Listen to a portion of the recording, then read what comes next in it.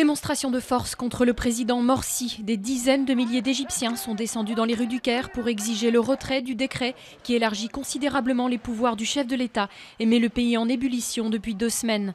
Le palais présidentiel a été assiégé par les manifestants. Certains y ont même passé la nuit. Dégage, le peuple veut la chute du régime. Les opposants ont crié les slogans phares de la révolte qui a renversé Moubarak en 2011.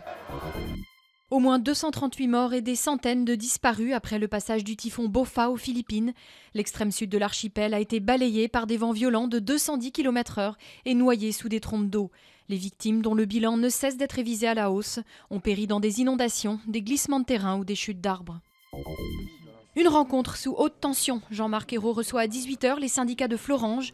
Les sidérurgistes veulent connaître la teneur du compromis passé vendredi entre l'État et ArcelorMittal sur le site de Moselle. L'explication de texte s'annonce houleuse. Les métallos se sentent floués par cet accord qui scelle la fin des hauts fourneaux. La publication d'extraits du document par lemonde.fr n'a fait que confirmer leurs inquiétudes. Sur les 180 millions d'investissements promis par le géant de l'acier sur 5 ans, seuls 53 millions concernent des investissements stratégiques.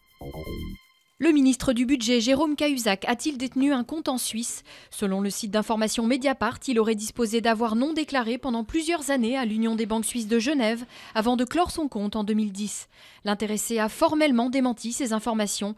Parlant d'accusations délirantes, il entend porter plainte en diffamation. Le PSG retrouve des couleurs. En battant Porto 2-1 au Parc des Princes, il termine la phase de poule de la Ligue des Champions à la première place.